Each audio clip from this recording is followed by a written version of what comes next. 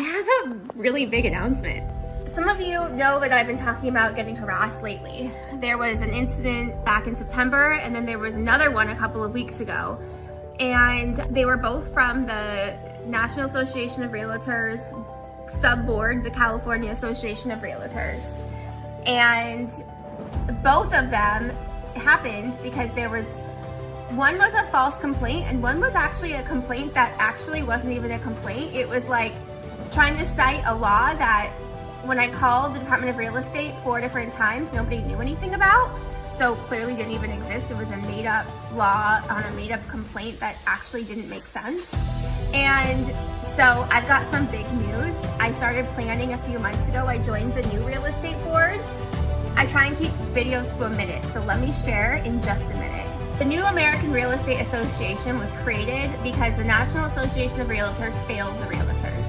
What happened is that the National Association of Realtors was decided to be a monopoly, and the DA's been involved. It's a whole thing, and there's billions and billions of dollars that the National Association of Realtors and all of its sub-boards have to pay now.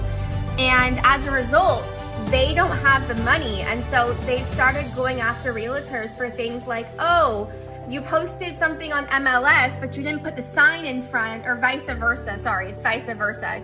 You didn't post the listing on MLS within 24 to 48 hours of putting the sign out. But it's like, sometimes it's not ready for MLS. There's, a lot of reasons for that. So really asinine rules to collect their minimum $500 fees. Let me tell you more in a minute.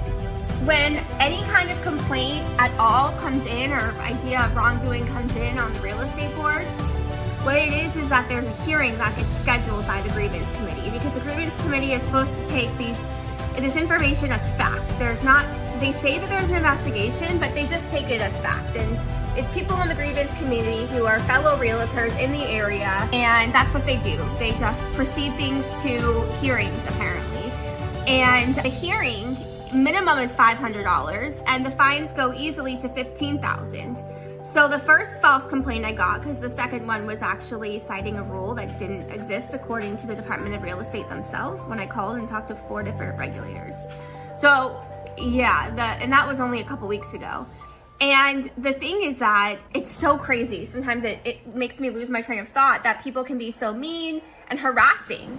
They don't hear about these issues publicly because realtors, up until the settlement in August, didn't realize that we actually had a choice to leave the board.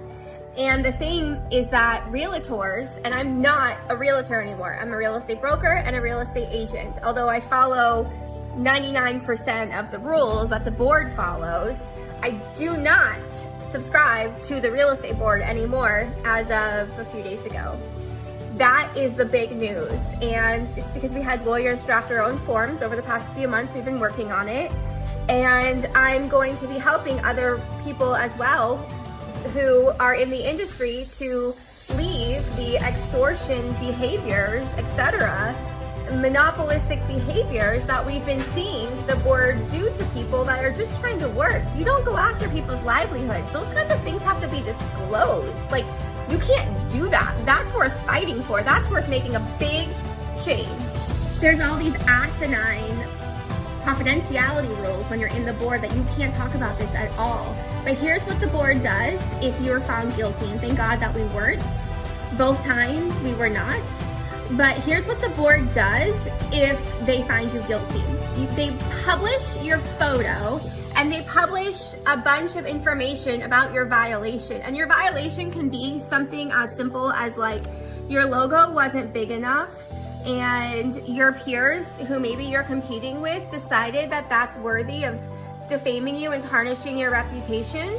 And, the Department of Real Estate are the ones that make the laws, and nobody has priority over them. I didn't even have a lawyer representing me. So all these ideas that, I have some powerful legal team, I didn't have a lawyer when I was up against this harassment on CAR or NAR. I had no formal, agreement with any lawyer to represent me. I just want to make that clear. So the Department of Real Estate sets the rules, and we are 100% committed to understanding every single rule, because now that we're not on the board, you learn that some of the rules that the board sets actually weren't even they weren't even in line with the Department of Real Estate. They were like polar opposites of the Department of Real Estate. And so now there are choices for people that want to be realtors but not subscribe to the board. I guess you can't call yourself a realtor anymore, but a real estate broker, a real estate agent has all the same abilities as a realtor. We can still access every single thing that all of us are used to accessing. And it's just the paperwork that looks a little bit different, but it's so much more clear now. My paperwork is so much more clear. A first-time home buyer can actually understand what he or she is actually signing now. That's really amazing. I'm so excited. If you are thinking about your options as a real estate professional without having to be on this very old school, not transparent, not ethical the way that I was treated, although yes, they did come around and I'm grateful for that, and I'm being clear that we never actually got a violation. But I'm a very strong woman, I'm a very strong personality, and you didn't see all the tears I cried when I first got the notice because I don't have problems like this. And so the thing is that we have options, and that's what I really want other people in the industry to know. I don't want you getting random fines because your board who's supposed to protect you failed you and now you're supposed to pay for it. They're not the people to go to for advice anymore. And so Mauricio Omansky and Jason Haber are the founders of the American Real Estate Association, and I've now done my own forms with a couple of different people on my legal team, and there's options. There's options. 2 to 3 days, Jason Haber says that he gets people complaining like this. It is a huge issue, and I want people to have options to thrive in their business, and I want consumers to be able to understand what they're actually signing, a clear document that they know what they're signing. And I guess it's an exciting time in our industry. I've got 2 really young kids, and I never wanted to be in this situation where I had to work so much harder. But at the end of the day, that's what I was implying when I said it's my destiny, I guess. So I really want to be that supportive figure for anybody that's getting harassed or who just wants better options out there.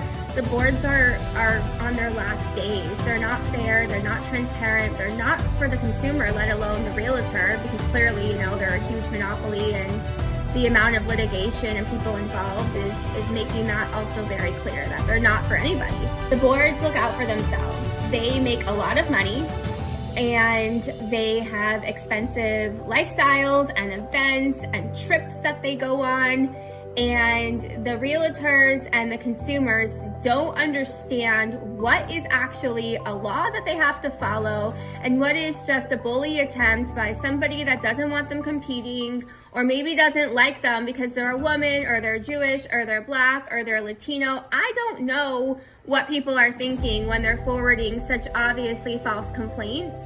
It doesn't happen often, but one time is too much. It traumatizes people, and $15,000 is a lot of money. And then every time you go and you get insurance for errors and omissions, if you have the littlest thing that you're found guilty of, you have to go and disclose that. Like, no, people, there's a better way. Get off the old boards and talk with me, and I'll help you. We'll figure out a way for you to get your own forms as well. Real estate brokers and real estate agents can access everything that you need without being on the board, okay? So don't worry, you're not gonna lose your MLS access, you're not gonna lose your super access, you're not gonna lose all your plugins from everything that you use. It is really just CAR and NAR forms, and it's the time. I mean, if you choose to leave or you choose to not, or you choose to, do both, be a part of it, but I wouldn't wanna be a part of it because all it takes is, I guess if you're part of the old boys club, it doesn't matter because you're part of that old boys club, and so you're not going to be the subject of harassment. And frankly, I probably wouldn't have been anymore either, because how many times are you going to do it without having a clear lawsuit, like you're harassing me? But I'm not going to take that risk. I want to be able to sleep at night, and frankly, there's a way better way to be able to educate clients, and you can't have the same forms anyways. That's a monopoly. You've got to have different forms that are clear. And so, here we go.